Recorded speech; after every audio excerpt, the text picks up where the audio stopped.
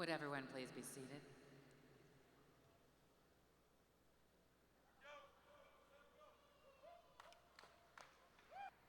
Your Holiness, as both the head of the state and the spiritual leader of Tibet, you have spent your life committed to serving humanity.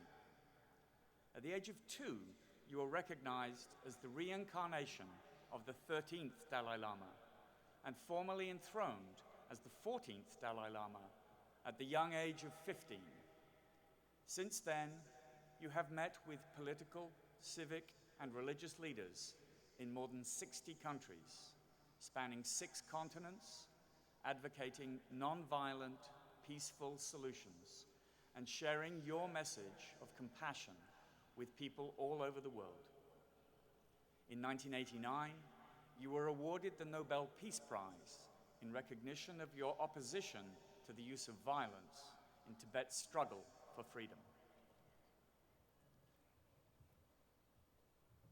Your Holiness, we honor the efforts and sacrifices you have made to uphold democratic values and ethical responsibility. You are a symbol of peace and tolerance and gracefully remind us of the importance of cherishing our historical and cultural heritage while others demonstrating respect towards everyone. We laud you for your distinguished contributions to Buddhist philosophy and your leadership in promoting a calmer, more peaceful, and sustainable world. By virtue of the authority vested in me by the Tulane Board, and with the esteem of the entire Tulane community, I hereby confer upon you the degree of Doctor of Humane Letters, honoris causa, in token of which I hand you this diploma and hood of Tulane University. Congratulations, Your Holiness.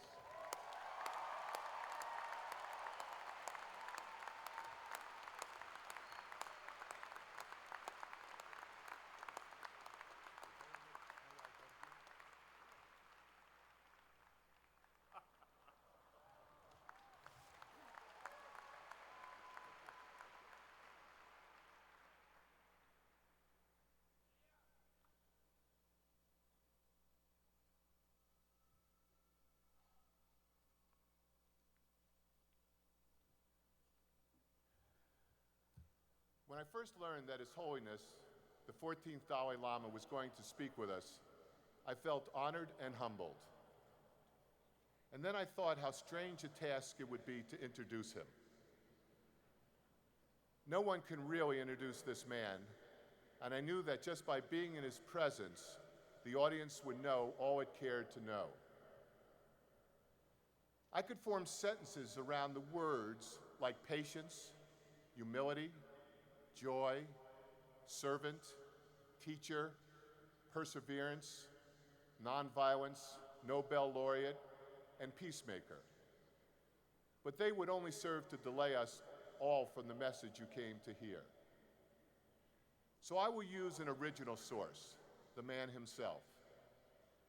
His Holiness was once asked why he was so popular to so many. After thinking a bit, he replied, and I quote, "Perhaps because I have a positive mind. Of course, sometimes I get a little irritated. But in my heart, I never blame or think bad thoughts about anyone. I try to consider the needs of others more than mine. When I meet someone for the first time, they are not a stranger to me. I always have the same impression. He is another human being. Nothing special. Me too. I'm the same. Under this skin, same nature, same kinds of desires and emotions," unquote. Tulane University's motto is non sibi sed suis, a Latin phrase that translates as not for oneself, but for others, or as His Holiness expressed it, to consider the needs of others more than mine. Please welcome a gentle man of great faith and humility, His Holiness the 14th Dalai Lama.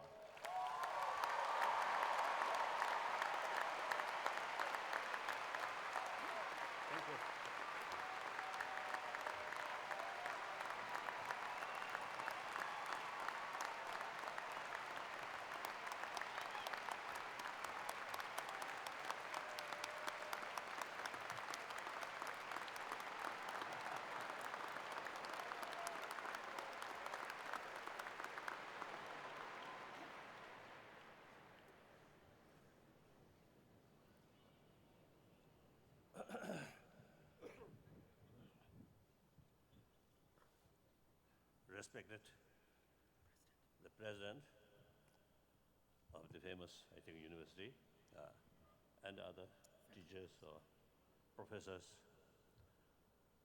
and particularly young brothers and sisters who now achieving some sort of result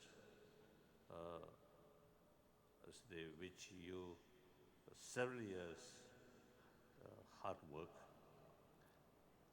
and perhaps I think occasionally when some important examination is happen, even you might lose your sleep. I myself also, when you see the importance of examination, sometimes a little bit nervous.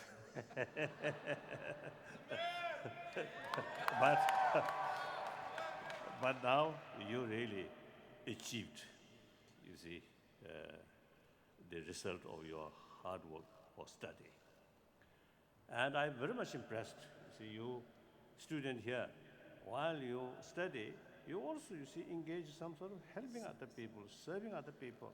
That's so wonderful. I think the very purpose of education is, you see, something meaningful life. In order to become meaningful life, you see, take care about others' well-being. Then you feel, oh, my life, now something meaningful. Just think oneself, and worst case, exploit other, bully other, cheating other. Then deep inside, you won't feel very sort of happy. So therefore, I always say, I always believe, the very purpose of our life is happy life, happiness. I think simple reason, our existence very much based on hope. No guarantee our future, something good, no guarantee. But we simply exist on hope. Hope means something good, something better. Therefore, once lost hope and completely demoralized, then that mental attitude itself shortened our life. And also, you see, your physical health also then become difficult. So hopeful, always, in spite of difficulties, always keep optimism. I can over these difficulties. Then that mental attitude itself not only bring inner strength or self-confidence, but also, you see, that way, you see, you can carry your conduct more honestly, more truthfully, more transparently. That brings trust. Trust brings friendship. We are a social animal. We need friends. And also on the world, many problems. One individual, you see, cannot solve these things. Cooperation, not only your own community people, but also global level, like the global warming. These problems, we need worldwide cooperation effort, corporate effort. For that, trust, friendship, is very essential. I think our day-to-day life, if someone who a little bit sort of distance each other, then difficult to expect some kind of cooperation. Difficult. So the cooperation, highly necessary. The basis of cooperation is trust, friendship. So therefore, I very appreciate you already start some work or serving others. That's wonderful. So then now, Of course, I heard, you see, you, I think, mention, you see, your own state or your own nation. Wonderful. Of course, it should be. But at the same time, America, the greatest democratic country. So you should look whole world, global level. Actually, I often telling people, America is the leading nation of free world. Very, very important. So you see, you think on global level. Now here, in order to create sense of global responsibility, it is extremely important to develop concept of oneness of humanity. 7 billion human beings, we are part of that. If the 7 billion human beings happy, and also the nature, sort of environment positive, then everybody gets benefit. If global level, 7 billion human beings facing some sort of difficulties, individual cannot escape from that. And then, of course, now as far as the modern education is concerned, As far as modern education is concerned, I'm someone who hasn't attended a class even for a single day. my knowledge, I think, compare your knowledge, my knowledge, almost zero, nothing. So, may not be very, very appropriate, appropriate to tell you, but according to my own little experience, many problems on global level and also national level, even community level. So these problems, many of these problems actually our own creation. Of course, nature problem, nature disaster, that's beyond our control. But many other problems, essentially our own creation. So logically, when we, logically, these certain problems which are self-created, therefore, we must have the ability to overcome these problems or to reduce these problems, because this is man-made problem. If this problem created by some other, then difficult to solve by human being. But this is not the case. Therefore, I often is telling, particularly now here, these young people, educated, fresh, bright, so you have a long future. Now my generation, not only myself, but some other sort of, the professors, you see, great learned people, you see, we actually, you see, same sort of, same generation of 20th century. So our century already gone. So we, generation who belongs to 20th century, now gradually say to bye-bye. Now you, or people, or generation whose age below 30, 20, 15, you truly generation of this 21st century. Past 20th century, in spite of many sort of encouraging sort of achievement, marvelous achievement, but that century almost becomes century of bloodshed, century of violence. Some historian, they say 200 millions of people killed through violence. If that immense violence, including use nuclear weapon, nuclear bomb, immense violence really create better shape of the world, then some people may say, oh, worthwhile, or some sort of, some justification. No, that's not the case. So therefore, now, this century, just we are in the beginning, about 13 years past.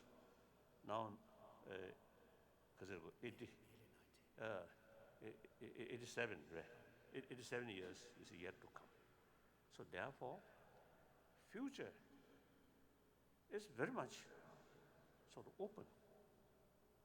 So our behavior really can make new shape of the world.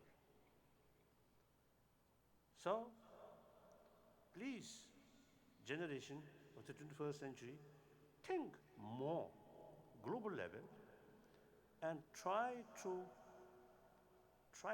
create more peaceful world.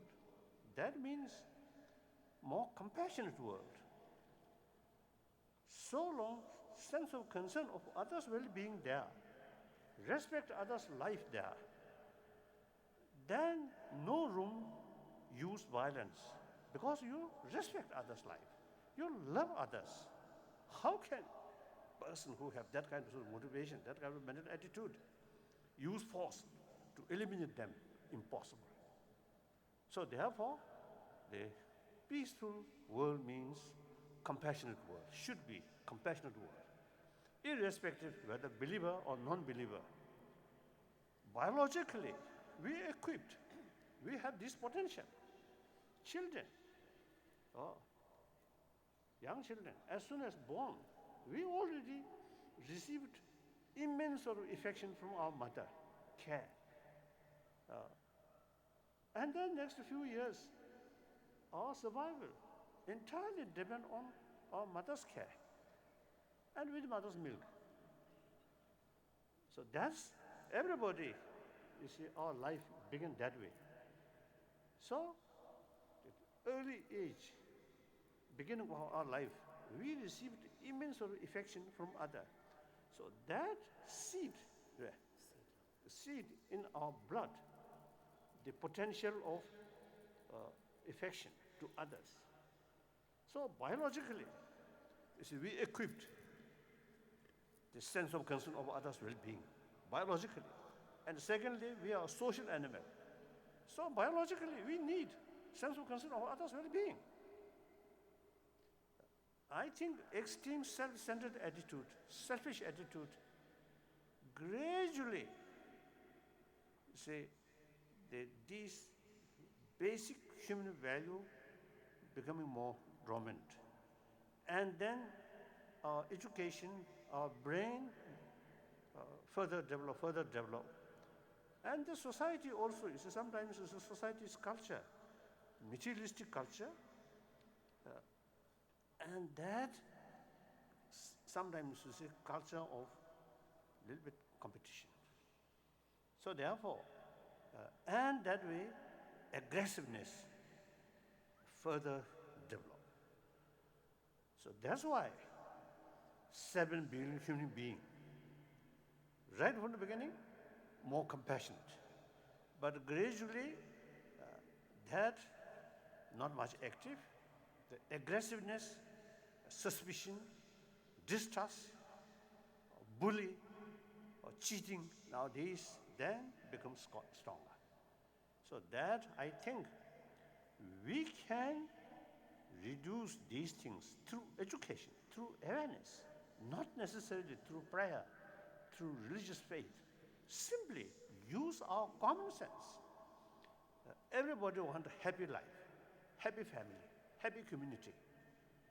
Real happiness very much related with our emotion, not money. So therefore, please now, these young brothers, sisters, please pay some attention about our inner value. Then your brilliance or brain and warm-heartedness come together. Your education, your knowledge, then become constructive. If among students really bright, but if you neglect about warm-heartedness, eventually some of you truly become troublemaker on this planet. Education alone sometimes create more problem. Individuals themselves also not necessarily be happy one. Always worry, loneliness, scare. when we meet this person, fear, some fear, distrust. Meet these people. Result, lonely feeling. That's against the basic human nature, like that. So therefore, please pay some attention and some sort of knowledge how to create inner peace. Through inner peace, then all your profession knowledge can be constructive. All profession knowledge headed by motivated by anger, hatred, suspicion, then your knowledge become destructive. That much my own experience, and also observing. I think that one old person have something better knowledge because of age. We have a lot of different experiences. So therefore, I myself, I often, when I meet my old long-time friend, then many cases, they express to me, your face not much change, still looks young. What is secret about that? I have nothing. I think usually I now I do too much. Too much. This is more ceremonial way. So I do not want to spoil that. So in any way, now you you really now our hope relying on your shoulder. Please think more seriously how to build happy century, peaceful century. This one thing. Then, of course, I would like to express my congratulation of all your for your graduation. And then also I want till now your life some way is other people taking care, some kind of routine, more or less is a predictable. Now you start your real life. There could be more complicated or difficulties. Then you should not, due to small incidents, demoralize. This is really source of failure. In spite difficulties, you must keep optimism and self-confidence. This is very, very important. That I want to share with you. And then of course, whenever I received some honor degree, I always say the great honor and feel very happy. So I must thank you. And then special thing, usually without much effort, some degree given me is something wonderful. So thank you very much. Thank you. I promise, the seniors of the brothers, sisters, and also younger brothers, sisters. Now, my age already nearly 78. But next, perhaps another 10 years, 88. And then, most probably another 10 years, 98. So I promise my body, speech, and mind dedicate well-being of others. That I will carry that kind of thinking, that kind of commitment. That kind of commitment will carry. So hopefully your honorary degree may not spoil. Thank you. Thank you. Bye-bye.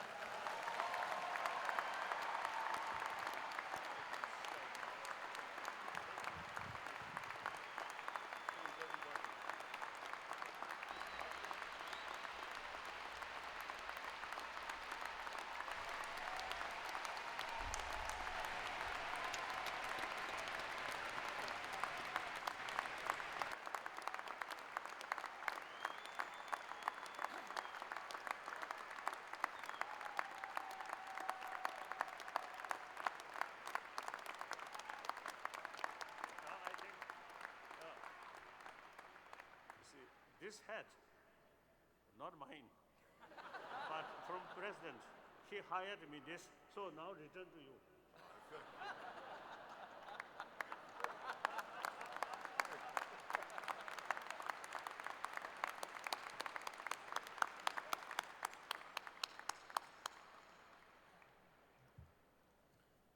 You now know the secret of why I was not wearing my cap today. His Holiness did not have his, I gave him mine as a sign of love and affection, but I'm also hoping with this cap on now, I will be inspired and I will reach the greater things that I ever have before because of you. Please join me again for thanking His Holiness.